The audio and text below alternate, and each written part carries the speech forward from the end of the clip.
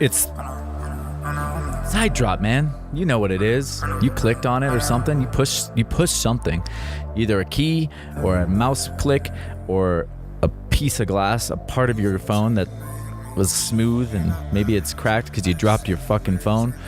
But hopefully you had one of those protectors, and you don't have to actually replace the full screen. You can just replace the little protector. You know, that's what I do.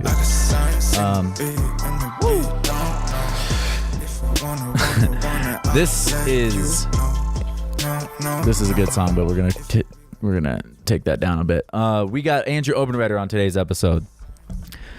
That's what's up, and he is the founder, creator, creative director, the man behind MUVMAG, and we really appreciate him joining us all the way from Mexico City. We had him via Skype, so unfortunately there was some audio issues. I'm going to warn you guys off the bat here. Audio on Skype is, and this is why, you know, for a long time I've had a rule against Skype interview, and maybe you guys can help me figure this out. You know, send me a DM. Let me know what you guys think. I'm going to poll the audience here and figure out what the fuck we should do, because I'm still torn. Like, I want to have a guest like Andrew Obenreder on that I can't normally have. I'm sick of fucking Skype audio cutting out and just not really feeling as connected with the guest.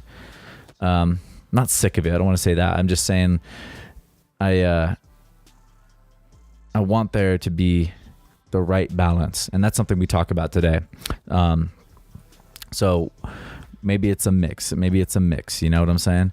We got Andrew Obenreder on. They dropped their very first Jesus Christ, issue of MUVMAG, the first print issue, the first publication kind of its kind. You know, we don't want to go that far because, of course, there has been other magazines, parkour culture magazines, you could say even, but I really feel like that this is a milestone of sorts. You know, only time will tell, but this is it was really, really awesome to have it at this timing. When we get our MUVMAG, we ordered a copy here at HEIGHT Drop Studios, is going to be delivered soon, hopefully, and we can maybe flip through that with you guys a little bit. But in this episode, we not only talk about the issue and a little bit of technology and some other things, but we talked about first and foremost, like kind of personal growth and identity in the path of figuring out who you are. So that's some good meaty stuff right there. I hope you guys dig this one. Much love for listening. Thank you, Obenreder. Thank you, Andrew Obenreder, for being a part of this. Can't say it enough. And get in that description, you know, all of it's in there. You guys know what to do. We'll see you on the end of the episode. Enjoy. What's up, brother, man? Hey, we did it. What's on, brother? Can you hear me? Can you hear me okay? I can hear you beautifully. All right. Yeah, you too, brother. Good to see you, man. How you been? Likewise, man. Phone tag in the morning is my favorite. Oh, yeah? Let's just start. Yeah, I'm great, man. I'm exhausted from not sleeping, but I can imagine that you've been working overtime, just doing late nights and who knows what, trying to get this thing out. Oh man, yeah, lots of just like manual shipping. Oh yeah, and, yeah, it's been good. Are you doing all the orders and stuff yourself, like shipping all the magazines and clothing? Yep. Where does that stuff? Is it warehoused where you're at in Mexico, or? No, we have warehouses in the States and in Europe for clothing and magazine. Nice, damn, dude, you got a whole network bubbling up here. That's pretty amazing. Working on it, man. I said working on it. Yeah, so, yeah. How have you been yourself? It's been a little while. It's definitely been a minute, dude. I think the last time we got to cross paths was like way back in Cherry Creek. There was just a day when we were all kind of just down training, if I'm not mistaken. And you were in town. It was after that, actually. Oh, if what? I recall. It was last the Storm Boys were in, and we were fucking around at the university. Oh yeah. Yep. Good catch there. Yeah, man. I mean, I did a whole lot, so it's not like, but you know. That's what injuries will do to you, man. Oh yeah, me too, man. I'm I know exactly what that game's like. It's been a bit of a rough last couple of years, to be perfectly frank. It's just like, I think ultimately, like, I've had to like sort some stuff out. I had to like separate myself from whatever I was. Injuries will kind of put you in this direction where you're like, oh, maybe you have to realize who you are without parkour, or who you are without the movement that you're going towards, right? Or that you want maybe for yourself. And once I started digging into that, and then I started digging deeper and deeper into I was like, you know what? Let's get to the bottom of this so I don't have to revisit it. You know what I mean? And, absolutely. And so I've been kind of going to the bottom of that for the last, like, I don't know how long, many months. And weirdly enough, I feel like I just finally figured out where my bottom is, like yesterday or something. And now I'm kind of feeling like, all right, we're good. Now we're back on the forward path, more of an upward path. Beautiful, man. What happened exactly, if you don't mind me asking? Yeah, well, and this is kind of interesting. I don't know if I mean, I don't have a protocol. I wish I had a better protocol for like, when the guest is like, all right, we're recording now, and stuff like this. I don't know if you're down to just take it from the top, because I think this is all interesting stuff. We'll just take it from the beginning of the recall. Yeah, man. Sounds good to you? All right. What happened was, and I've talked about it on the podcast, so I don't want to like drown or dull people to death on this, but basically, just I was on a trajectory. My body was not meeting my mind in what I wanted to do, and maybe that was, partially because of lack of discipline. Maybe I could have been more like disciplined about training and things like this, I learned. But I just realized that I was not going to be able to sustain the trajectory I was on, and I was just feeling worse and worse. My body was hurting more and more, and I had to listen to it, and I had to take a step back. And once you start finally peeling back the layers, I feel like, oh, there's just more. Like, you think it's just this one thing. Okay, I'll just wait for my knee to heal. And it's like, it's not just about your knee. It's about your hip and about your ankle and about your soul. And like, then it goes like deeper than that, it's just like, oh, and by the way, maybe you're doing a lot of this stuff for even reasons that like you were running from something. And, there's lots of fascinating stuff that you kind of have to peel back. And as I've done more and more of the work, I've just had to siphon, all the gunk that was stuck, in my just deep rooted, like things that I hadn't dealt with, or things that I was using drugs or parkour in some ways to distance myself from, and thankful that, parkour has given me a place to put some of that energy in a healthy way. Give me, as much as it was a tool that I was kind of misusing on occasion, it was something that I knew was better than the path that I was on then, which was just like drinking and whatever, and just being super self-destructive. But very relatable, man. But yeah, that's kind of the gist of it. That's kind of a general things that I've learned, and now I've kind of compartmentalized a little bit of all that stuff, made my peace with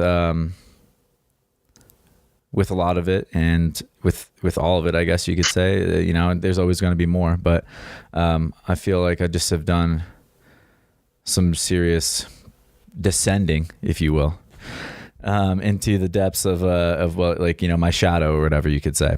There's like, I'm sure you're well versed on this kind of stuff, it seems like. I mean, you seem to understand, and I feel like I'm talking in kind of vague terms, so yeah. Are you familiar as well? Oh, certainly. The last oh man, okay. So I think this goes far deeper than the physical injury as well, like you said. But I think the physical injury is what brought out most of those things for me, or at least made them far more clear than I had ever felt that they were. But what was it, 4 years, 3.5, 4 years ago, I basically did one of my biggest running precision, probably the largest running precision that I've ever tried to stick. It was like 16 feet, give or take. And in short, I was not in a good mental space to be actually training. I told myself that I would go out and move that day for the sake of moving, but I wasn't going to work on anything that was kind of delving through the process of fear. And I didn't listen to myself. Basically, I had gotten in a fight with my significant other, and I jeopardized myself because of it. But basically, I fell short and hyperextended the entire way through dorsiflexion. Toe touched my shin. I walked off almost like nothing happened. And within like 2 minutes, I was like, okay, it's a bad ankle thing, but like it'll kind of work out. 5 minutes later, I'm like, I can't stand. Shit. So I do. And my Russian buddy, Andrei Pishalnikov, literally was like, yo, I'll like take you to the metro. And I was like, take me to the hospital. I can't fucking. But this man just like leads me in a metro, and I ended up not going to the hospital. I went and met my girlfriend in the city and got, scolded for not going. But basically it turned into this like 3-year healing process where I had seen 5 different doctors, and all of them were like, you're getting better. And I didn't get better. I ended up having a grade 3 sprain that became a recurring grade 3 sprain. So that's like a complete ligament tear. Yeah. I tore my talofibular ligament. I had broken the corner off my talus, which is the base. Shit. Yeah, so there was just like a bunch of joint fragments. Oh, god damn, that's gnarly. Wait, can you excuse me for 1 second? Hold that thought. I'm freaking out that I forgot to press record on this real quick. Let me just check this.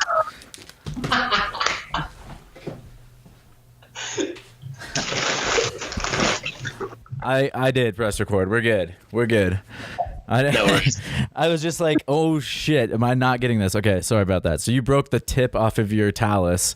I broke the tip off my talus, and I was having, basically when I went in to see this final surgeon, he was like, hey man, so have you ever been to a party that you really didn't enjoy? And I was like, yeah. And he goes, well, so that's basically what's happening with your joint capsulate. You're having this bone fragment party with a bunch of like unexpected guests that you probably don't want. And I was like, yeah. That figures why. One second, buddy. You're breaking up a little bit. Can you? Yeah, I think. Yeah, I'm good now. You are a little bit sketchy still, but I think we're good now. Okay. Yeah, we're good. Yeah, so I ended up having to have in short reconstructive surgery, bone removal, and they had to remove a bunch of bone spurs. I think like 7 or 8 in total. So what should have been like me immediately going to see someone more qualified, I ended up like taking what could have been 6 months to like 1.5 years of recovery, and it's been like 4. So I'm moving again. I'm enjoying moving again, which is beautiful. But what I realized in the process was, like you said, there was so many other things that went into this healing process that were not just physical. I mean, you end up, it forced me to look at the romantic relationship that I was in. It forced me to look at why I was publicizing myself the way that I was, what I was doing certain things for, who I felt I was. And man, it was a hell of a process. Yeah, one of the biggest things that I felt like I took from it though was the fact that I felt like, because of the position that I was in within the community at the time, that I felt this kind of pressure to be a specific person. And I remember like releasing my 10-year video, like I'll say like 5 years ago or something. And somebody commented, I don't like the feeling of this. It doesn't feel like an Andrew Obenreder video. And I was like, what the fuck does that mean? All right, what? Random guy. Like, right? Like, it's not happy, adventurous, and fucking filled with, I don't know, like a bunch of bullshit and people laughing. Like, my life wasn't that, you know? And it made me realize that I was forcefully making myself this character that was always happy, that was always like constantly adventuring and, you know, doing all these things because I felt like I was forced into this box.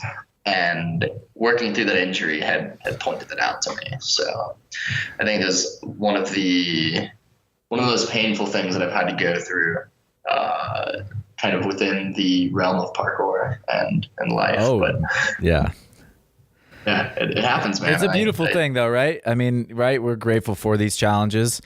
I think that like, I 100% feel you, man. It's like when you wrap your identity up in this persona, you know, or if you feel like you're riding some wave that is giving you a lot of feedback and it's helping you in some ways, but then all of a sudden you might find it's not serving you the same. But you might actually not understand that until, you know, years down the road, or when you've had this injury and then you're forced to look at this and like, who is this person that I am pretending I'm being at this point? And then, you know, because you can't be that person because, all right, my injury's getting in the way, or something falls out. Someone puts a wheel or a fork in your spokes and you are forced to deal with these things. And I think it's a great thing to be able to be gifted that in some ways, right? Because then you can Absolutely. Do some of that work and you can discover, okay, well, what is it that I really am doing and what do I really want? Who am I really? And so that's what these challenges are there for, I guess. And there's a really cool article that touches on this very fact, you know, with Jason in the magazine, that's kind of talking about some of the same nodes of just how this injury can be the thing that interrupts your momentum and helps you realize maybe, okay, who are you without this, you know, persona or identity or whatever it is that you're attaching yourself to. Exactly. So yeah, I do think that, and it's interesting because there's so many like environmental factors and so many parts that are at play and they're moving within that space that like, it feels like it's always someone else's or something else's fault. But at the end of the day, like you've chosen that thing, whether it was conscious or subconscious or, you know. Yep. Which I think is difficult to come to terms with on it, you know, on its own. But yeah, you mentioned speaking. I was actually just talking to Jace the other day about this, that I think his story was, for me, the most connective piece that we had in the magazine. And it wasn't because I agreed with it. I actually disagreed with it very heavily. And the reason being is because I've never liked the idea of not all pharmaceutical medications, but I think there's a lot of pharmaceutical medications, especially within like the realm of depression, that I feel just doesn't necessarily function the way that it should. And if it does, there's so many potential side effects that it's never been worth it for me. Yeah. And the difference with, like, you know, I don't think one path is more valid than the other, right? Like I think that if something works for you, you feel like you're healing, you are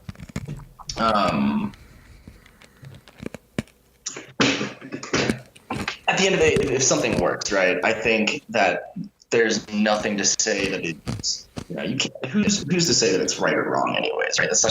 Those are both such subjective ideologies. But what I do think is that I just found myself within a very different path.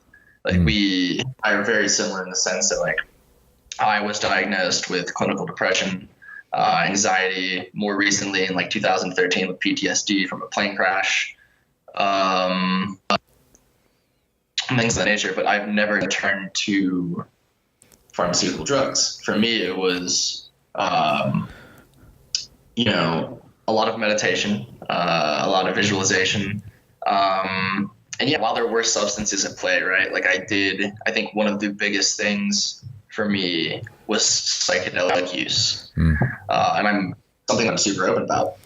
And when people talk about, you know, psychedelics are this very like kind of taboo, fringy thing. But if you look at them purely from a scientific standpoint, right? Psychedelics hyperconnect the brain in creating tons of new neurological pathways that didn't exist before. And if depressions, for instance, is a neurological disorder where there is something is missing or malfunctioning within one of those neurological pathways, right? You just create a shit ton of new ones. And if you are taking, I guess, the correct information, or you're forming pathways that are more conducive to your experience, then isn't it possible that you've just fixed depression? Well, they're showing that in clinical trials now, right? I mean, they're testing psilocybin mushrooms, they're testing MDMA, and they're showing extreme results that are, again, they're outperforming, again, with the caveat that, of course, some people are going to use these pharmaceuticals and have a better solution with that.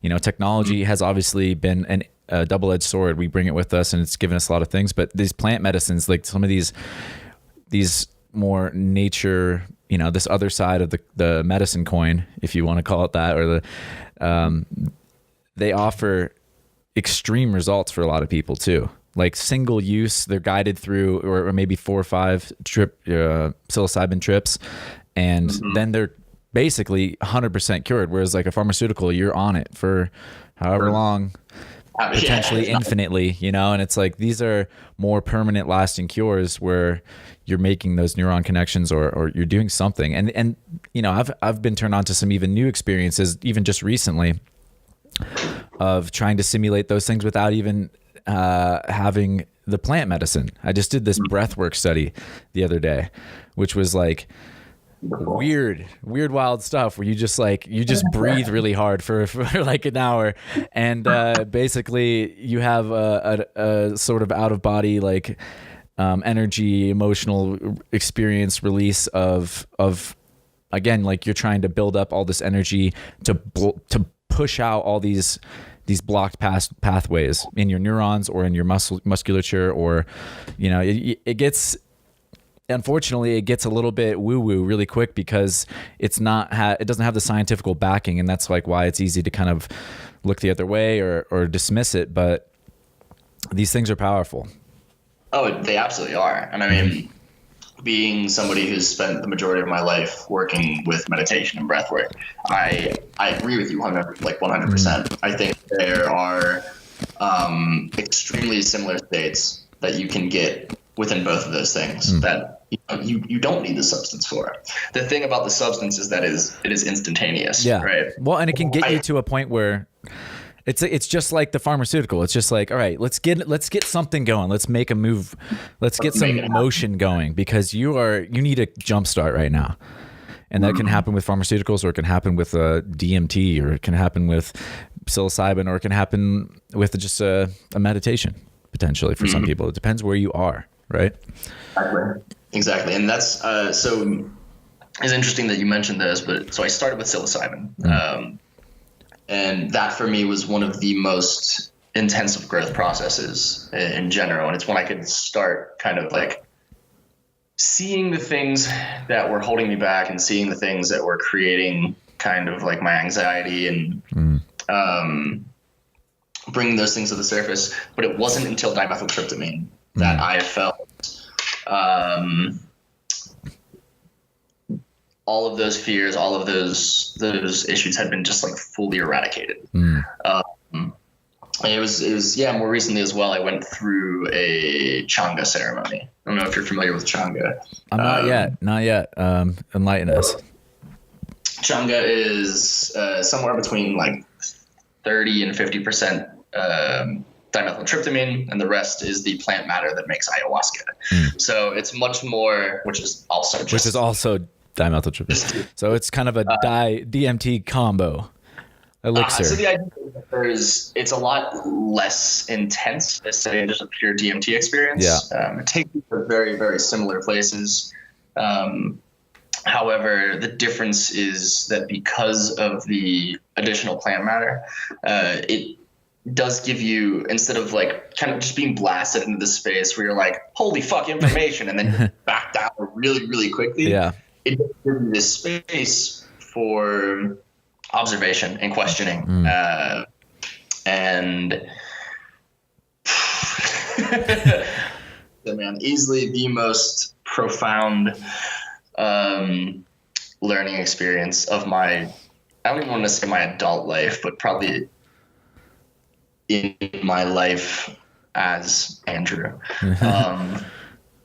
Yeah, but immediately like coming out of it, those things that I felt were holding me back and were causing all these issues, all of them made sense. None of them were present other than the fact that I understood them.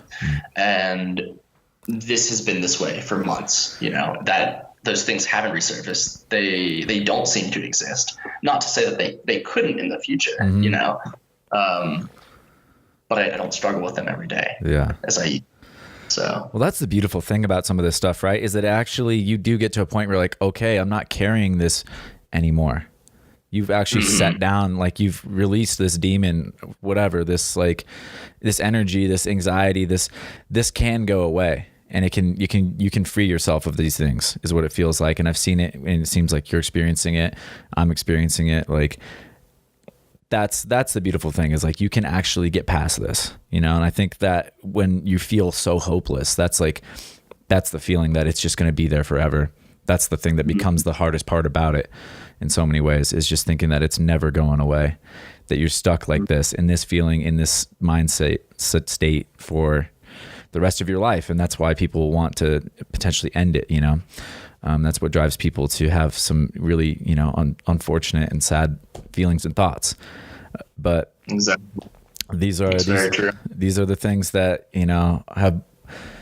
I've seen it been working more and more, and I've been hyper skeptical of this kind of stuff too. But in the past, I've raised in a very modern world, and I'm turning a new leaf on a lot of this stuff and really embracing that side of it. I had a DMT experience last year for the first time, and yeah, obviously, like you said, it is a complete blast off and then return to just like, holy shit, that was a lot of information. What just happened? I just experienced like an entire lifetime in 12 minutes. Exactly. And but what you learn about, you learn so much about yourself through some of these experiences, and that can open, again, like I was saying, for me, it opened up new pathways, new doors, and new neural pathways, I'm sure, in my mind, to allow me to start dropping some of this baggage I was carrying, dropping some of these things that weren't serving me anymore. And it's been a process. It's not something that happens instantly, but it's progress. Just like in parkour, you suddenly find yourself further along. You start to once in a while glance back and be like, wow, I'm actually doing stuff that I didn't think was possible 10 years ago or 2 years ago or 2 months ago. Exactly. And I think that's one of the things for me that like creates a lot of the skepticism is the idea that it is instantaneous, right? That there isn't some struggle within that process. And, like it's a difficult battle for me personally, because part of me does feel like it's an easy fix, and I don't like that. Yeah, right. Man. I know. I feel you. After my DMT thing, sorry to cut you off, but I was just like, that is some spiritual steroids. That's what I felt like. I was like, that is some steroids for your spirit. Like you can abuse that. I guarantee like you could overdo it. And I was like, let's be careful with this kind of stuff because it's very powerful. And I feel like I didn't overdo it. Luckily, you know, I'm very grateful for everything in my experience, but I'm just like, okay, there are some shortcuts in some ways, or there's some jump starts, and and they're not really shortcuts. It's like, all right, if you get to the point where that is where I needed it, it's because I had been process that led you to that to begin with. So, but sorry, I didn't mean to. Yeah. But yeah, I think that's part of like what you start to understand, and then you start to want and embrace that struggle and that long-term journey, and you don't need to maybe use these things as often or ever, because again, like the work is you've lightened yourself, you've dropped the extra weight.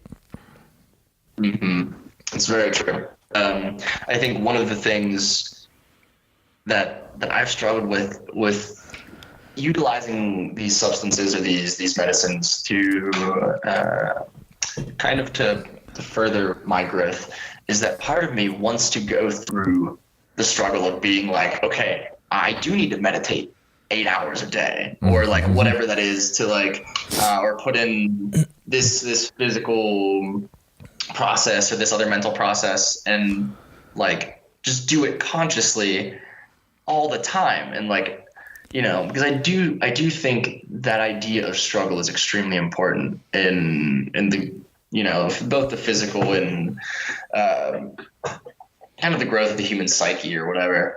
But at the same time, it's like if you can alleviate, if you can put yourself through like 10 minutes of just intense pain and struggle and you know, and be plunged into this like super intensive thought process and self-discovery, like why would you not utilize that? You know, I think they're just two extremely conflicting ideologies. But at the end of the day, you know, regardless of the things that I believe, they have helped. And I think that is the important thing. And then I can go from there, and I can take my 4 hours a day meditating and kind of do the things that I feel like I need to do to fulfill that other side of me as well. So I feel you. Yeah. And I think, like you said, it's all where that learning takes place is kind of just unique to you and where you're at and where you're on your own journey, right? It's what you need, and you believe it works because it did for you at that time. That's not to say that everyone needs to go out and do the same thing. You know, maybe in 20 years, you'll feel like you're compelled to go down that path, or maybe never. Maybe you already did it. You know, maybe some of these listeners here have experienced some of these things, and they're like, they know exactly what we're talking about, but they're on a different trajectory now. Exactly. But yeah, it's not linear. You know, these things don't just like, all right, here's the steps. It's just life is not really aligned that way. So yeah, but yeah, I'm very grateful for these things, and I think like some people don't need these. No, these things to, you know, they are challenged in another way. Maybe they grew up in a really rough environment and taught them some of these things that I needed some help learning, or I needed, you know, some intelligence, some wisdom from like the spirit world or whatever you want to call it. But there's, you know, whatever you believe, there's a full vast spectrum of existence, and some people are blessed with this kind of wisdom out of like, you know, childhood, and some people takes longer. You know, it just, we're all like gifted with different abilities. Just like Dom Tomato can do 40,000 huge front flips, and his knees are okay. My knees, I'm trying to get them into a place where I could do a couple of those. Just a handful would be great. That's fair, man. Fucking Don's legs, yo. But he's what a hero, right? Just to show that that's possible, you know? I mean, that's just like, that's the beauty of it, is you can look at somebody like, wow, that's his role right now, is like, he's the person who can do that, and look at him, he's doing the shit out of it. And, you know, I just get inspired by someone really just living up and rising to that, fulfill that role that he's in, which is just like, I'm going to send the biggest front flips for the next 10 years that anyone's ever seen. And it's just like, hell yeah. Yeah. God damn. Oh man. Fucking. So actually, speaking of Dom, if you're listening to this, you were supposed to be in issue 1. You weren't because you never got back with me. Tisk. Dom, how dare you? He's a busy man. But yeah, I'm sure he'll come on. He'll be cover of one of these first few issues probably. Number 2, we'll get you in there. I mean, let's get into that a little bit. Like, can you help describe, like, what is the process of selecting? Like, how are you? I mean, the magazine is gorgeous. I haven't got my physical copy yet, unfortunately, because, oh, there it is. Ooh, wee. Look at that. Look at that. Legend Ilabaka on the front. I couldn't ask for anything better than that. How perfect is it to have Danny on the cover of this first issue? It's really quite historic. It's a huge moment for our sport and our discipline. Like, I'm so hyped that we have this physical copy. Like, this is big. It's bigger than some people will understand, I'm sure, right now. But the way you guys put this together and the amount of attention to detail and everything else, it's like it's complete. It's such a well done. I really enjoyed just even scrolling through it. I was just like, wow, they really did the shit out of this, and like it has a real presence. I just applaud you guys. You did an amazing job with this first issue and have really cool just sections. You had the substance. What was it? Paracetam, yeah. That's a cool little feature. I mean, I'm like that you're bringing all these different elements in. I can see so much potential already, and it's just an amazing first issue. I'm so hyped that I have a copy of it. How did you land on? I mean, I don't know where to begin with this. It's just, how do you even start a project like this? That's a really good question. So this takes me way back. I worked as a full-time professional athlete from around 2006 until 2013, more or less. And I think part of the thing that I learned, or that was solidified through my injury, was that the person who was that performer, who was this showman, was not the person that I wanted to be. And I realized that after coming off of a tour back in 2012 for Coca-Cola. And it was a wonderful experience. Got to bounce around India for a month. The pay was beautiful. The experiences were beautiful. I mean, although being some of the most challenging experience I've ever gone through, they were beautiful. But the thing that I realized was that there was this complete disconnect between these two Andrews, right?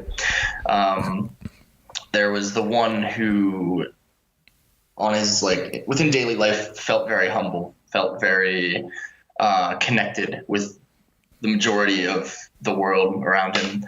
And then there was the one that when he got on stage, he was this absolute ego-fueled showman. And it's difficult when you're performing for a crowd of 80,000 people, and they have no fucking idea who you are, but you're like a fucking rock star. Yeah. And I was fueled by that. And coming back from this, I looked at that, and every single show I would come down from this high and be like, no, I don't fucking like this. This makes me so unbelievably uncomfortable all the time. And because this was daily life, I couldn't escape from it, right? I had gone so deep into this whole of giving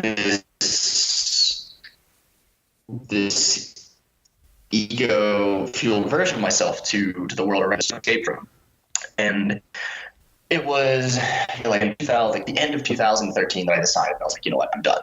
I didn't start parkour for this. This these experiences basically just fell in my lap. Mm-hmm. You know, I never searched. I never tried to become like a professional athlete. I never looked to be a performer. The experiences were just handed to me. And I was like, you know what? This had become a dream of mine. It's not anymore, because this thing that I felt that everybody was like trying to grab is not the thing that they actually want. Like, we want to be living and experiencing parkour and loving the thing that we're doing, but I wasn't. So I was like, you know what? I'm done. I'm not taking any more work like this. I want to travel the world on my own terms. I want to like actually be able to train with my friends and not just like train for performance. You know, because between that, performing and teaching, I had no time for actual like the thing that I loved. And yeah, so I gave it up. I started this side project called Nomadic Project, which was basically an excuse for me to travel and meet up with a bunch of friends and create stuff. And with that, I decided to create the platform, which is MUVMAG. And it was never intended to become a magazine. It was never intended to become like this massive parkour culture platform. Is MUVMAG in the title? How do you mean it's not intended? How do you not intend? I mean, maybe just subconsciously you just knew. I don't know, but I mean, a magazine is a broader spectrum. I understand that the magazine is like, doesn't have to mean a physical, tangible magazine, but I think it's hilarious that you're like, I didn't intend it. I love it. I didn't. It was funny that I did have the idea maybe like 10 years back. I was like, you know, it'd be really cool if somebody started like a physical publication. It'd be awesome. And like, I know I have the resources to do it, but the one that I'm lacking is the time. I don't have the time. I don't have the dedication. There's no way I can make this happen right now. But what I wanted it to be a home for like my travel stories and my life experiences, and just a place like a blog where I could post things that I felt could inspire people to experience. And because like how many people is like the adventurous side of me that's just always like, you know what, I guess not even just the adventurous side of me, but the part of me that believes that we are inherently here to experience and learn. And there's so much that I see like that feels like wasted time, whether it's myself, whether I see it in other people. And I wanted to kind of just like put information out there that would hopefully be like, okay, hey, like I can do something. And it was maybe like a year later, I think like 2015 or so, that my good friend Milo, you obviously what a Milo, hero. Yeah, of course. Milo came on board, and we had decided, we were like, you know what, this platform is bigger than me. Let's start like getting other people's content in here. Let's open up this idea. And we sat down and talked one day, and he was like, you do know that this platform could be so much more than just inspiring people to experience. Like we could literally help lead the way. Can you repeat that? Sorry, we dropped you a little bit. Yeah, on paper. What can you? What? Sorry. Yeah. What did Milo say? It could help lead the way, and then we dropped the call a little. We can help lead the way in developing parkour culture. And it was something that we mentioned like back and forth, but like I don't know that I ever believed it. I was just kind of like, yeah, you know, that it sounds good on paper, but like that is huge. Like that is a massive undertaking. Like it's one thing to like promote the physical ideology of parkour, the philosophical ideology or something, but to take on our culture, the cultural dialogue is a massive undertaking. How do you even fucking begin that? And he kind of planted that seed in me. It was just kind of like, you know, I believe this is so much bigger than any of us. Like this is something that needs to exist, has to exist. Like, let's make it a reality. So we became like, we all were super inspired, and we were like pushing super, super hard to make this work. And at some point, like, because there's no money involved, because we can't, like, we have other jobs, we have to sustain ourselves somehow, you know. We live in a society where like, we're not trading random services for everything. We don't live out of the city, you know, in some self-sustaining environment. It's like, yo, you need to put food on the table, right? Yeah. And because of that, we just became super burnt out. We were like, there's no way we can sustain like the quality of this publication. And we were attempting to move and not fail. And, you know, we felt like we had, and a lot of us had given up and moved on to other like personal projects and things like that. And it wasn't until my ex-girlfriend, Tamara Monroy, who has been probably the most influential and inspirational person in my life, came to me one day. And you have to know who this person is to understand like how much this meant, because she was not the kind of person, and if you read the letter from the editor, from the team, I mentioned where like she is not the kind of person to just like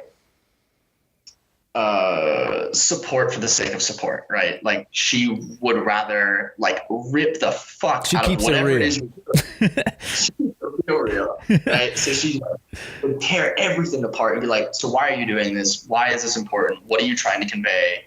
Are you meeting those expectations for yourself? You know, why are you doing the things that you're doing?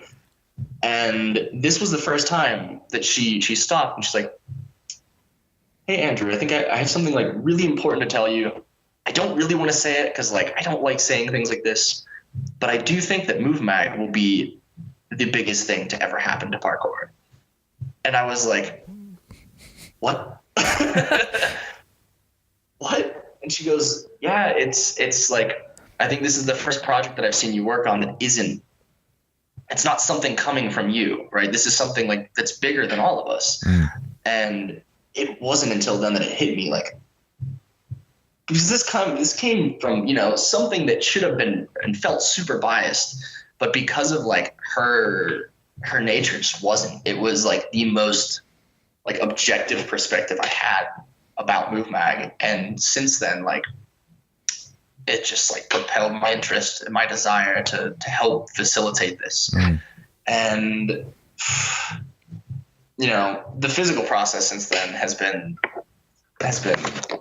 enormous. Like I held this in my hands for the first time the other day and I cried because like this for me, like, I don't know how it exists. Like, hours put in, like it doesn't make sense to me.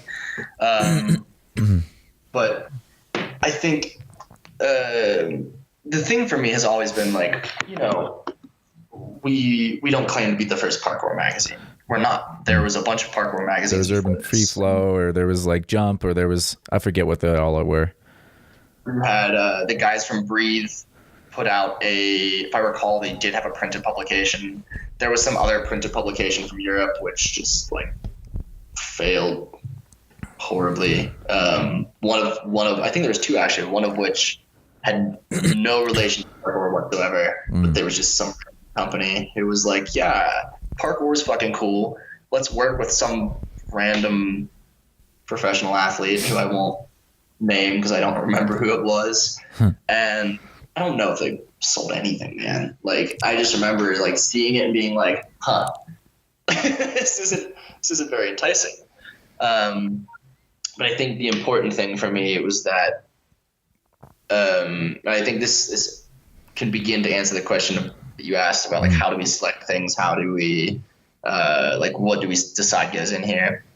You know, it's like I don't necessarily, like, I don't not care for the movement, but I live that all the time. It's every day, you know. I'm constantly moving. Why would I want to see and hear more about movement, or like, you know, movement development or whatever aspect of movement? What I care about is the things that make the movement, that make us as human beings. I personally find that far more interesting. Like, who is Brandon Douglas? Like, why do you host this podcast? Like, why are we having this conversation? Like, that dialogue for me is so much more important than like the way you move, which is beautiful. But like, I think the reasons why we do these things are what make parkour what it is. So like, we want to be covering the entire aspect of the cultural dialogue, the music, the art, the science, the design, fashion, everything that makes us parkour, right? And so I think that process has been, it's a little bit of everything, right? Because you have a bunch of stories in here, like, I don't know, it's like the paralysis one, right? That is an experience of my own. But then you have things that were submitted, like Jace's story, right? That's something that he had gone through, something that he experienced. It is both a collaborative effort from the people that create MUVMAG as well as the community as a whole, and that's something that we've always wanted and pushed for, was that this is a publication for the community by the community, not just by the people who run MUVMAG, but we want your stories. We want, if the only information that exists is like the shit that comes out of my mouth, not furthering like the cultural dialogue, we're furthering Andrew's dialogue, and that's not what this. So yeah, I think that's yeah, man. I mean, that's powerful. I again, like, I think the publication itself is quite a monumental achievement, especially just to see, I'm glad you guys are doing it with such intention and having this first one. You can see that, okay, this isn't something that was thrown together without tons of thought, tons of hard work, and tons of effort. And I mean, this culture thing is so important, because we need something that anchors us all together a little bit. And we need something that we can all collectively, and we do that a little bit already, obviously. We've all in some kind of democratic fashion, like, elected store to kind of represent our community right now in some ways, right? Through their video blogs. And I'm wearing their shirt right now. And we elect like certain people through our own support to thrust them into the limelight, and we need these things, that's it's partly why it's and so important to have all these things developing, is because, by not being the first MUVMAG, the first parkour magazine, doesn't mean that it's, that has no bearing on whether or not it's the one that represents parkour, and the one that we're all going to elect, essentially, when it's a community-based project. And you can tell that this publication has so many cool different stories and people from the community that, I'm close with. So I don't know if it's biased towards me, but I was very happy to see, obviously Nick's in there, my best buddy Nick, and an ad from Strike Movement, which is really cool. And it's just, it feels really amazing to see this next evolution of certain things. And I love that it's not exactly like anything I've seen as well. Like, it could be about the movement. It could be kind of a mimic of Thrasher magazine or something like this. That's, they have their own style, but it feels like it's unique and original as well. It's not something that's imitation or derivative of, of course there's other magazines. You're not going to reinvent the wheel, but exactly. You did it authentic to your vision, the collective vision you guys had, it seemed like, and it shines through, it shines through that you're committed to doing what feels right and not necessarily what will land or stick, to the short term. Exactly.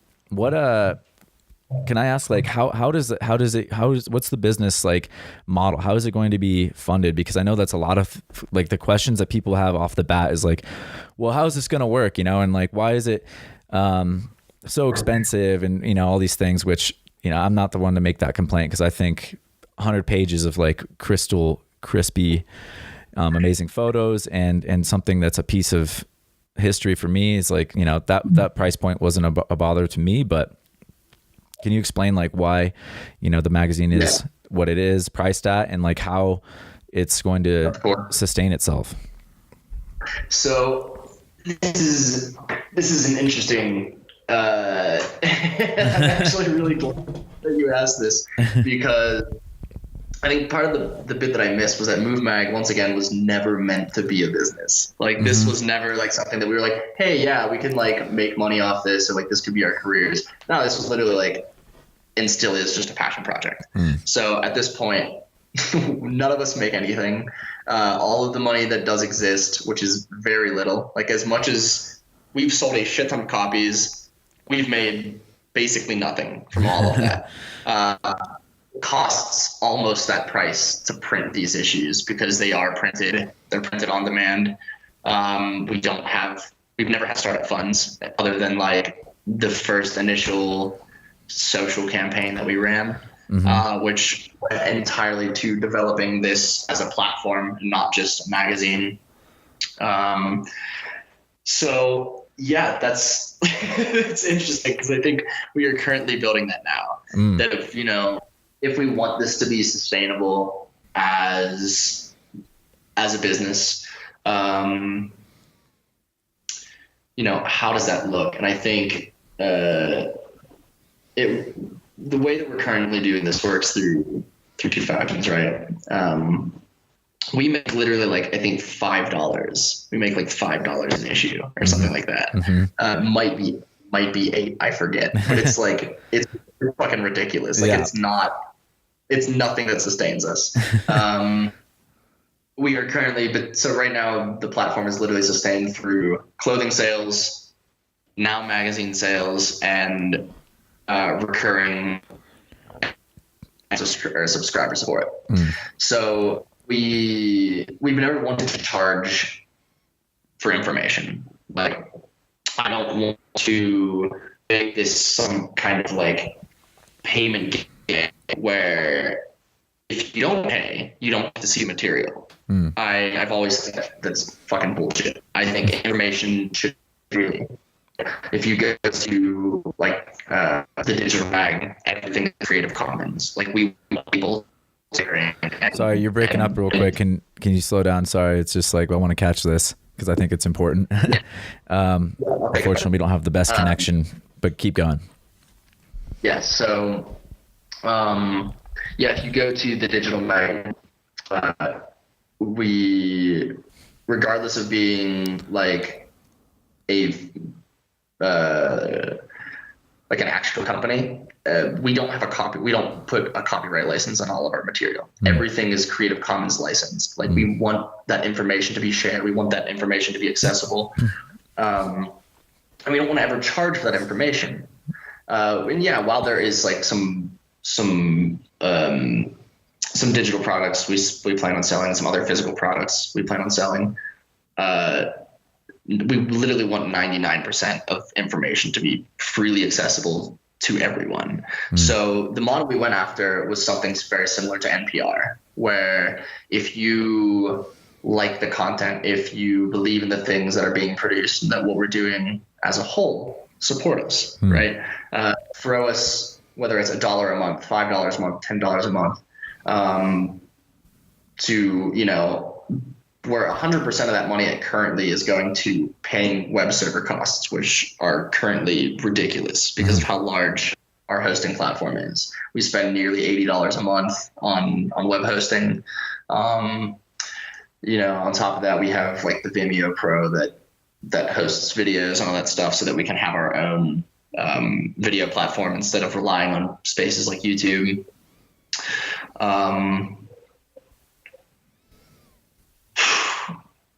Yeah, so we wanted to take this route that was very much like, if you believe in the project, support it, right? So the majority of our funding currently does come from subscriber support. However, we are currently looking into some investment funding as well, just to kickstart things even further.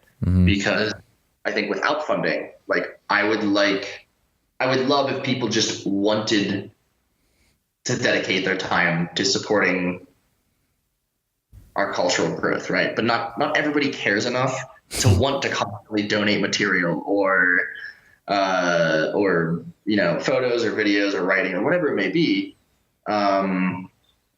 And while some people do, it's like, it's not enough. So we want to have money to be able to be like, all right, guys, here's $150. Bring us a story, right? or more, whatever the fuck we can offer people, because we want it to exist. And personally, I just believe that it's important that it does. So right now it's that, literally it's like community support. If we're not supported by the community, which is us, then, you know, we probably won't last forever. In a business form, right? Yeah. But because this is a project and because we believe in it, MUVMAG will exist regardless. Just maybe not to the caliber that we are currently attempting to create it at.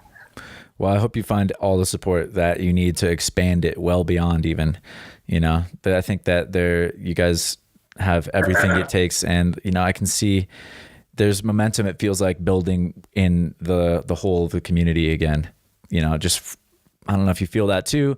Just feel like things are kind of like bubbling up again. We had this mushroom cloud and now we're kind of regathering energy. And I think we're going to, again, just be pushing towards a new era in some ways. You know, there's a lot of talk about the way that, I mean, you mentioned like the way that, how are we going to consume information in the future? Are we going to be, is it donation based? You know, I'm a firm believer as well. Like, I think things should be free. Like, I want people to just have the information. I want us to all just be creating together. I don't want to live in a world where you're priced out of information or you're priced out of knowledge or wisdom or even entertainment, you know? But how does that work? And how can we, you know, how does that model work? Can we rely on each other's generosity? And, you know, I think it's possible. I think there's definitely it feels like, you know, with the way that the internet, what it has done for us, it has turned like the RPMs up on culture globally.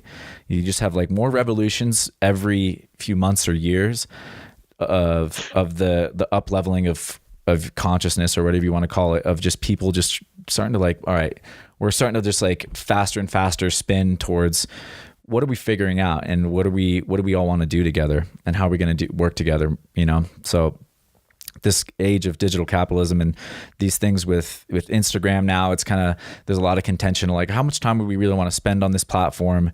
What are we doing? Like, that's a really hot button topic right now is like, all right, where are we going to take ourselves? Where are we going to take the future?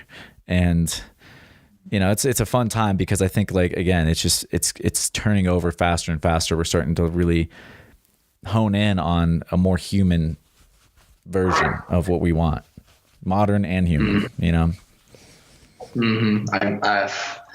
I really enjoy that. That actually takes me to a bit that Daniel spoke of during our conversation. Oh yeah. Which I don't know if you've read any of that, but yeah, I read through the whole Ilabaka article for sure. That was the first thing I did. It's like, I think it's maybe 16 pages. Yeah, it's a lot. Yeah, please go on.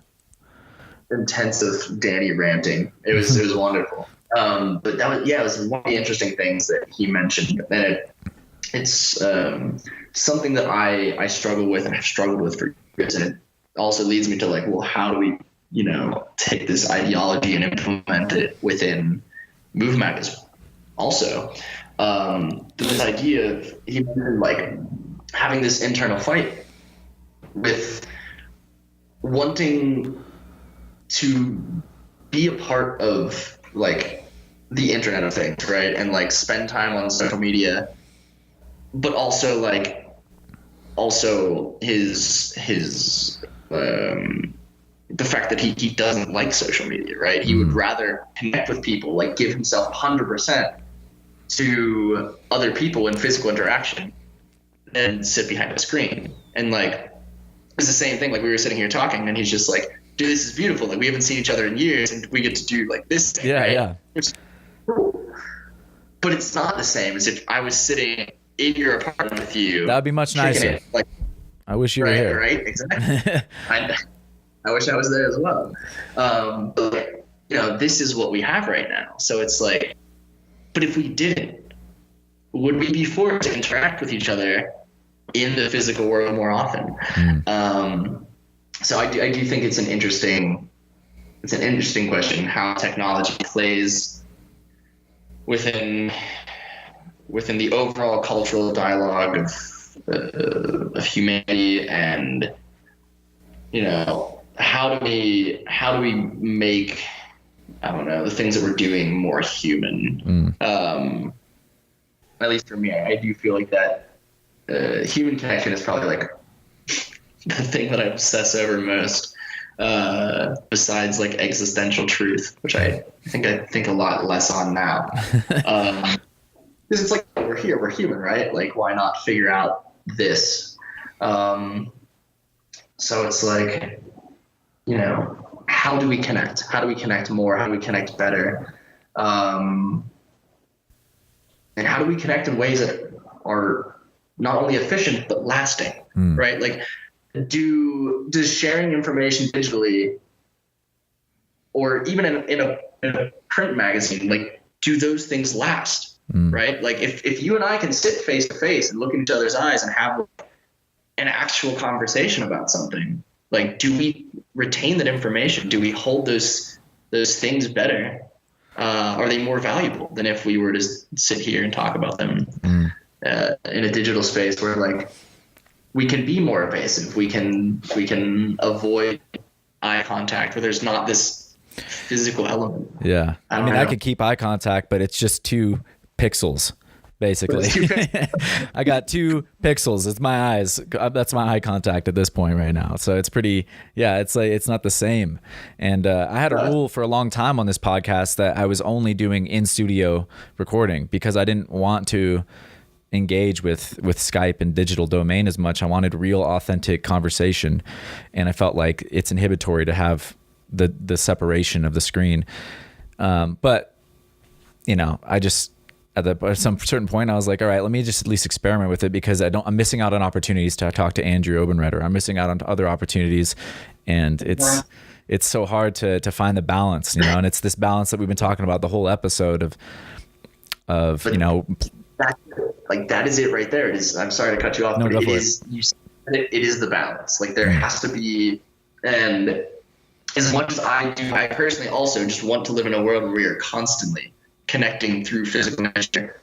I think there's a balance. I think there's a way to say, like, hey, I can give myself 100% there, and I can give myself 100% here. Not just 50-50, but, like, I think there is a way to fully invest in all the connections that we make.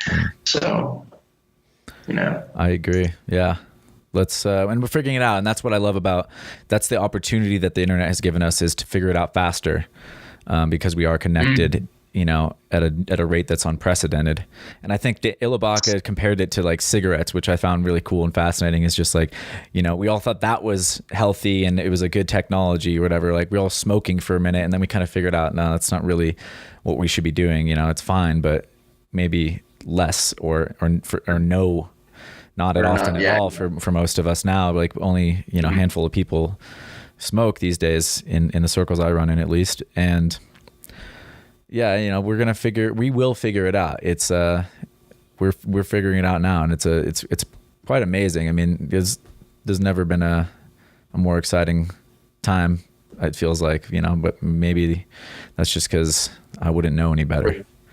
Yeah, exactly. I think it's the one thing. I think it's hard to, we could be like, yo, man, like, run around in fucking Dark Ages, slicing people open with swords. That would have been pretty. But I think that's a different kind of exciting. Yeah. I enjoy this, man. I enjoy, not preparing for my life all the time, and I connect with people constantly. I think it's beautiful. Yeah, no, it is pretty beautiful. I mean, how else could I have known or gotten to know so many people from all these different parts of the world? It's quite amazing. It is. So can we ask do you have a issue 2?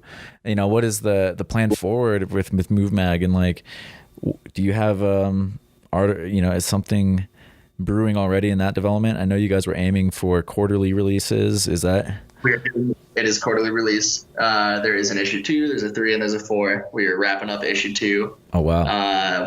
We had to actually move like half of the content from issue 1 to issue 2. There you because go. In my mind, I was like, dude, we could just release this like fat ass 300-page issue.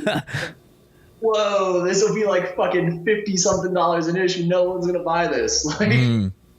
Like, yeah. So yeah, we will have 4 issues this year. Also, at the end of the year, we will be doing this like a coffee table collector's book that just has like all of our favorite pieces from both the digital platform and all the print issues, which will be like printed fine art paper, like not a cheap thing, but like something for people who really want to just have a shit ton of material to hold on to, and something nice to look on, a shelf or whatever. We're all and it's a lovely, it's a fun experiment, like that's the beauty of like when it's a passion project, you're having fun with it, you're doing what it is that calls to your inner or higher self or whatever it is. Exactly. And this was something like I talked with one of the Moves pro athletes, Kent, which you also know. Kent. Shout out! Hey, Fool's Jam's going on right now. It's April Fool's Day, is it not? No, it's tomorrow. Also, I'm sorry, Kent, that I couldn't make it. I fucked up on the days. I'm a piece of shit too. I was like intending on trying to go, and then I was like, oh boy, I'm gonna have to buy a really, really expensive flight now if I want to go, and I don't think I can justify it at this time. But I miss all those kids. I've never actually spent time in Missoula, and I'm really embarrassed about that. I need to go out there. Let me know what you do, and I'll join you. Yeah, let's go. Let's do a tool. We'll tag team it. Let's do that. Do it. I'm gonna stray away from this bit that I was gonna mention here for a really quick story. I remember the first time I ended up in Missoula, and I literally had like a 14 or 16 hour like bus layover because I was heading to. I don't remember if I was heading to Seattle or if I was heading to Los Angeles. I was either going to live with Eric Wolf for a little bit, or I was heading to the Pro Takeover. I don't know. It was the same time. I just don't remember which one happened first. But I ended up in Missoula, and I'm like, phone was not working. I did not have a place. It was cold as fuck. And my only thing was like, I was asking everyone, I was like, yo, where's Unparalleled Movement? Like, where's Parkour Gym? Nobody knew what the fuck I was talking about.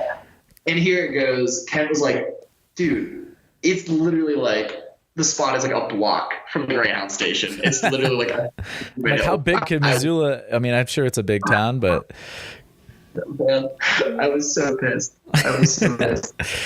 My only day I've ever been in Missoula, I spent at a Greyhound station for like 16 hours. Oh god! Trying to figure out. Oh my god!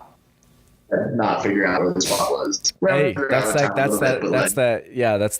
where the technology reliance maybe goes a bit too far. Is when you don't have your phone, you become sometimes unable to find something, just even a block away. But come on, Missoulans, step your game up as well. Step your game up. Know where your shit is at. Know where that Unparalleled Movement's at. Everyone in Missoula needs to know. All right. I don't know who the fuck is out there listening to this that doesn't know about Unparalleled Movement and listens to this podcast, but one person out there, some random Missoulan just doesn't even know. There's an epic parkour gym. I can't wait to take a visit there soon. Fool's Jam. Yeah, what was my original thought? Actually, what was the last I think it was something about Kent Johns and the... What was it? Yeah, it was something about the higher self, maybe, or the whatever you're called to, and it has something to do with Ken photography, and I don't remember. It'll come to me at some point. Yeah, we'll figure it out. We'll come back. Yeah, man. It's what's been happening in Mexico? You've spent a long time in Mexico, it seems like, right? Or how long you've been based out there, and why Mexico? 4 years. Mexico is a good story. I had never intended to live in Mexico. This was on the radar. It wasn't part of the plan. My story, I was like, yeah, I'm gonna move to Mexico someday. I mean, I've always wanted to visit. I thought Mexico would be I've always been super intrigued by the history and culture. And I mean, food is obviously incredible and the music is wonderful. But like, yeah, it's an interesting question. So I first came here back in 2014 when the boys Dair and Dane from Urban Runners invited me and Ilabaka and Joe Adrian, Johan LaRue, Josh Yaden and Natalia as special guests for like the National Jam. And it was actually during a point in my life. Actually, I was just leaving Colorado. And yeah, actually, I think this was the first time that we had met, actually. But I was just leaving Colorado. I was with my ex-girlfriend Piari, or my ex-fiance Piari, should I say. And long story short, something happened between us. And like right before I was leaving, there was like some personal relationship drama that went down. And I didn't know how lost I actually was until I got here. So there was like one point that like Danny and Josh and Joey wanted to go adventure somewhere. And I was like, yeah, let me like hop in the shower. I'll be on like 5 minutes or something. And I remember like just blacking out and crying on the floor for like 2.5 hours. And I like just couldn't pick myself up. And like, I just remember the guys like knocking on the, like, is everything okay? Like, let's go. So like the entire time here, I was, I'm supposed to be training with people. I'm supposed to be leading workshops. I'm supposed to be doing hold up a minute. We're losing you again. I'm sorry. We got to get that. We got to get that Wi-Fi down to Mexico. Like, I don't know what's going on. Or maybe it's my connection. I think we're good. It's just it's tough sometimes with the Skype machine. See, and this is the why we wanted that. This is the other side of the balance we don't like. These poor connections. All right, it says it right here on my Skype screen. It says poor connection, and we want that 100% connection. Yeah, but I can hear you now. I can hear you. Okay. Right. Yeah. So I mean, I was supposed to be here, like training with people. I was supposed to be teaching workshops. I was supposed to, like, they had us taking photos and signing autographs and doing all these like invitational guest things or whatever. And I didn't want to do any of it. Like, I didn't want to train. I didn't want to talk to anybody. I just like wanted to be alone and sulk in my own shit, basically. And even like, though I hadn't told anybody what was going on, like the only person that really knew anything was Joey. And I talked with Daniel and Josh a little bit about things, but like, Joey and I just like really opened up to each other, had some beautiful conversation, and out of everybody, he was really the only person that knew anything that was going on. And yet we're surrounded by like 2,000 other people, like being forced into this like this fucking pure craziness. And even though like I didn't want to be here and like be doing these things with people, like everybody showed me so much love regardless. It was this kind of like unspoken thing where it was like, I know that there's something wrong, but like, yo, I'm here for you. And I didn't know how much I needed that then. Like I didn't know what was going on. Part of me thought that it was just the relationship issues, and it wasn't. It was like, I didn't know who I was as a person at this point. This is kind of that point where I had completely lost who Andrew Obenreder really was and fell into this trap that I allowed myself to be in of like, of who I felt I needed to be for whatever reason. And I decided that I was going to come back to Mexico to like show my support. I wanted to come back and like do the thing that I should have done the first time, which was like teach a workshop and like connect with people. And I ended up only helping Daniel with one of his workshops instead. I didn't feel like, I had the ability to kind of maneuver this. So I came back a few months later, I returned to Pittsburgh, attempted to work things out within the relationship. It didn't really work. Came back to Mexico, and I'm gonna put out some information. It's like slightly incriminating, but so I had a friend who was like, "Hey, I want to." I was like, "Yeah, I want to do this workshop," and he's like, "Hey, what if we can get you a sponsor?" And I was like, "Yeah, that sounds great. Like, who's gonna sponsor this within a 2-week notice? Like, I'm just trying to do, like, pick up a public space, invite a bunch of people out, you know, get to know people actually." Mm-hmm. And he was like, "Well, I used to work for the political party." Hey, like, whoa. There you go. What?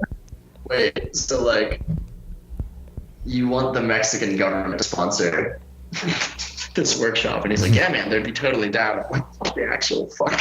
So like, that's badass. And, no, it was really interesting. So we end up having this event, which was supposed to be much smaller. But even then, like, we thought maybe like 100 people were going to show up at most. And he's like, "Very well here, but like, I don't think it's going to be that big." Right. So we pick up the scaffolding, we get all the equipment, get to take the spot set up. And like, we get there 3 hours early and there's 450 people waiting in this line. And I'm like, fuck me. Mexican government don't fuck around, dude. They spread the word.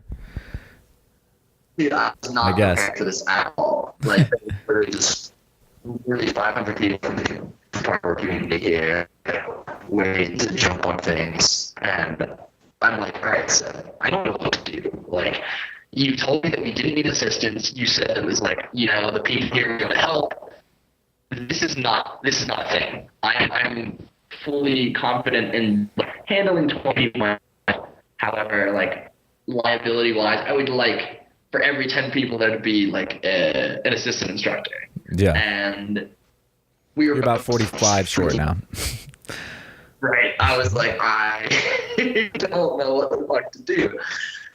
It ended up like, it was interesting because it was a very experimental workshop as it was, but we ended up,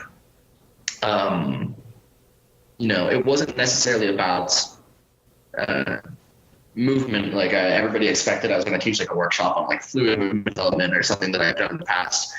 And this was something really new for me. It was this idea that I wanted to provide kind of my story through what it meant to find myself and basically apply those ideas into movement. So we started with like a 30-minute meditation and visualization session. And after that, I basically read this story from my journal, which I've never been a very open person in my life.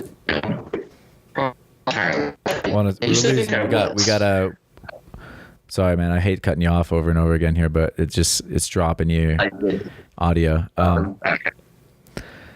Come on. Let me know when we're good. Come on. That's all I can say. I don't even. Pray to the gods of internet. Like, enhance the connection. Go. Yeah, maybe we'll do a rain dance here. Can I hear you? I think I got you now. All right, it's still pretty bad, actually. God. Woo. Okay. Sorry, you were saying you open up about the journal. All right. So I opened. It was actually this guy sitting right here. So I have this journal, which is basically like maybe the past 4 years of my life experiences, and I ended up reading like 4 or 5 pages from this journal. And I never shared anything, I don't think, as personal with one person, 500 people in my life. And like, I always felt like I was an open person. You know, I was very much open to, you know, experiences or ideas, but only ones that had nothing to do with Andrew. If it had to do with me, I was like immediately. I'm sorry. We're losing you again. God, I hate to cut this off. Like, it's such a crucial moment. Like, maybe it would be best to call back, but like with a phone call instead, so we don't lose the connection. Revert technology. Let me try something here. Let's try something. Try switching my connection real fast.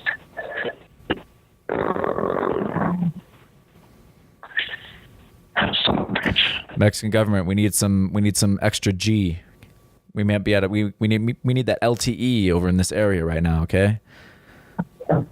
Unfortunately, man, I got a 100 megabit optic connection, which clearly isn't working right now. I want that fiber optic. All right? I want that next level shit. Like, if I cut my connection off, is it going to cut the phone call, or will it just kind of like keep connecting? It may. Let's find out. Well, I got you now. Now you're back again. Okay. Let's just see how it goes. We'll try this. See how it goes. If it works, it works. If it doesn't, well, I'll try the thing. So, yeah, basically, I was never really into sharing ideas or like very personal information about myself or my experiences. And this is the first time in my life that I had ever done that. And I basically told my story about how I was lost and how this community gave me the strength through their love and support to begin searching for who I was and, begin to ask those questions.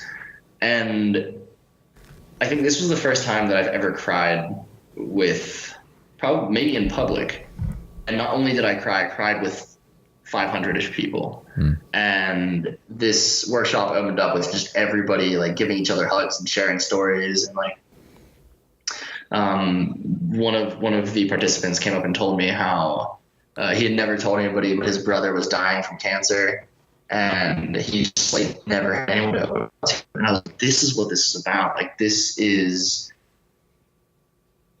that human connection that we all strive to obtain. But like, I think because of like what we take from society or what box it puts us in, like we're not willing to allow ourselves this. And I was like, you know what? I can't go back. Like, I can't go back to this. I at least have to stay here a little while longer. Like, this is something that I feel is super important. And this is where things get like, all romantic and cheesy. But I basically had during the first time I was here, Joey and I had met basically my ex-girlfriend, best friend, and just become beautiful tour guides. They had showed us like all around the city. They were like just willing to take us everywhere. Because the other guys were like, no, Mexico City's super dangerous. Like, just stay here in the house with us. I was like, oh, train with us. I was like, no.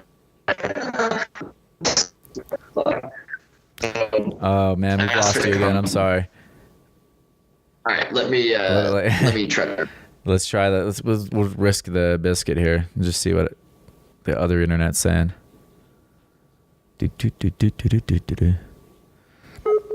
Reconnection. Ooh. How's that? That's better. Maybe. It still says poor connection, but I can hear you now. Okay. Worst comes to worst. Like, there we go. Yeah. Let's just eliminate the audio here or the video. That might just help everything. It's not trying to transfer as many bits. Yeah, that's fair. Did I eliminate video? It looks like you may have, but you know what? It's working for me. Or I can't. Is it? Okay, cool. I mean, let's see here. What does this say? Can you see me? All I see is your little profile. But that's fine. Maybe I'm still recording you. We'll find out later when I open up that file. But I can hear you, and that's what's important. That's what's important right now. Perfect. Yeah, that's interesting. I do have my video says it's on. I don't know. No. Whatever. Oh, there you are again. Cool. Yeah, so basically I had met up with this girl who I asked to come pick me up, and our mutual friend was like, whoa, why are you going to get him at the airport? She's like, I don't know, because he asked. He goes, I think some shit's going to happen. And she's like, no, neither of us, like, no, like, that's not a thing. Neither of us feel anything. And she goes, no, I think you guys are going to fall in love. Like, that's what's going to happen. And we did. So I was just, like, in here for 3 years. And then, you know, also because Mexico City has easily the largest parkour community on the planet. Wow. It's very difficult to want to leave here. Yeah. I think there's like maybe 2,000 or so people that train like in the city alone. So there's never not someone to train with. But yeah, so that's what I've been doing. It's been my life here, man. Just train, enjoy life experiences. And plus, man, when you can get like 2 weeks of organic fresh produce that fills your entire refrigerator from like freezer to basin for like $30, why the fuck would you come back to the States? Yeah, man. I mean, yeah, I don't know, man. I don't know what I'm doing over here sometimes. I'm like, I don't need this much space, and I don't need this much grocery costs. That's for sure.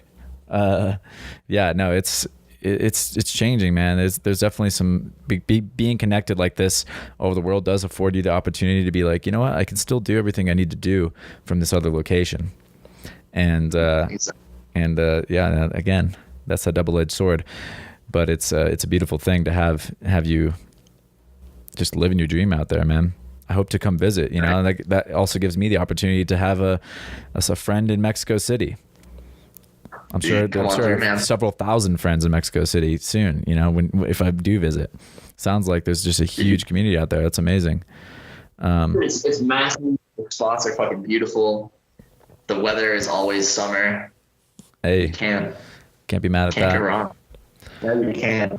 I mean, once again, this was never my plan. I had planned to, like, you know, my heart lied, I think, in Madrid. I went to Spain, and I was like, you know what? I'm not coming back. Fuck the laws. 3 months, forget that. I'm just gonna like live in someone's fucking basement. I'll just avoid police at all costs.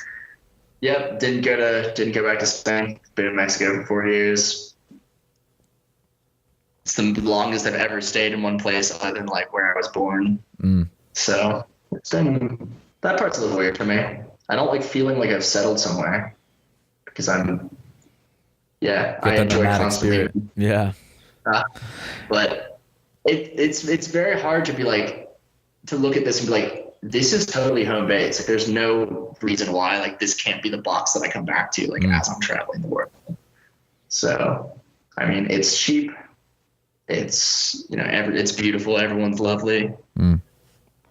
It's not what people say on the fucking TV. That it's what, polluted or something, like with the, I don't know. What's Mexico City's like negative connotation is that it's so big that the air quality is bad or something like this? The air quality is terrible. Oh, okay, well, and it's super high up in elevation, right? So you're definitely pushing your lungs to a new domain of strength. Oh yeah, it's. I forget how high we actually are, but I think it's above like 9,000 feet, or you know, I don't know if it's kilometers out there, but it could be like as high as 10,000, isn't it? What is Colorado at again? We're at about 5,500 feet, roughly. Like, you know, depending where you're at, but like 5,000-6,000 feet throughout the Front Range, and then, you know, we're 4,000 to 6,000. Yeah, I think Mexico is closer to 10K, but I could be wrong. No, yeah, you guys are definitely way higher. Yeah, it's more severe up there. It's pretty wild. The crazy thing though is, so the city is basically like in this giant dish, right? So you have like mountains that surround the city, but it's built in this valley. So, and because we're so high up, that the pollution will just like come in and get trapped in this like fucking dome and stay here forever.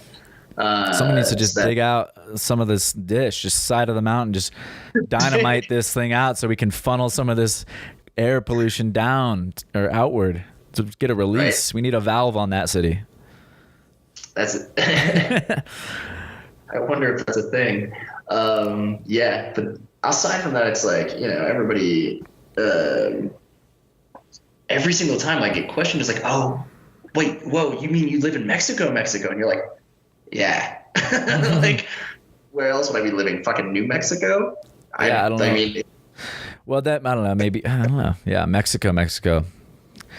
The landlocked Mexico is different maybe than like coastal Mexico, where there's like all these resorts, which is what people a lot of times think of, I think, where people vacation versus where people live. Exactly. And everyone's like, oh, but isn't it dangerous there? And you're like, I mean, I've heard gunshots in Pittsburgh. I've had guns pointed at me in Pittsburgh. I've never seen a gunshot here. I've never seen anyone stabbed in person. I don't fear for my life on the daily. There you go. I mean, sure, fucking the cartel exists. I think like 70% of taco stands, like, long from the cartel. Tip your taco stands patrons. It doesn't fucking exist, man. Like, if you're not gang, man, it's just not real. Like, it's so far away, even if it's so close. Yeah, man. Like, I mean, I've never been robbed here. I lied. I have been once. I didn't even know it. I had somebody like sneak my cell phone out of my pocket in the metro. But like, I've been like robbed at like basically gunpoint in Boston, fucking robbed in New York. Nothing has happened here that makes me feel, unsafe. And of course, it's all like super these days subjective bullshit, because you can look at studies and be, it's still dangerous, but like, no one here sees it. Yeah. Beautiful city, beautiful people. I hope I can come. I really want to come visit, man. It seems like it's definitely a place where I need to spend some time. I'd love to. I've only flown over it, and I've seen just the vastness of it from an airplane, but that's pretty much it for me. It's so cheap from fucking Colorado. Oh, I'm sure. I'm sure I can get over there for, I'll just throw myself in a duffel bag and, $20. I'll just have some strong dude pick me up, throw me around a little bit. $20 to him, $20 to baggage claim, take a nice nap, take a bunch of melatonin. I'll just sleep the whole thing out. Yeah, man. Well, I think maybe it's a good time to wrap up. I don't want to have this connection keep dropping too much, but I want to give you an opportunity to, what's the thing people can do to get involved with MUVMAG more? Or, again, we know the subscriber support is really important. Is there any like other message that you want to share with people and how they can look forward to what you're up to next? Absolutely. So we are constantly looking for people to help with the actual production of the magazine. If you want to come and join us regularly to create stories and create content, feel free. We have a section on the website under careers or work or something like that. Check that out. We're always looking for help. Aside from that, send us content. Go to movemag.com/submit. Send us photos, videos, story ideas, whatever you got. If you want to help and you have the resources to help, whether it's a single dollar, whether it's $1 a month, whether it's $5 a month, whatever, you can go to movemag.com/subscribe. Otherwise, grab a copy of the print magazine. And it's, 112, is that right? 112 beautiful pages full of stuff.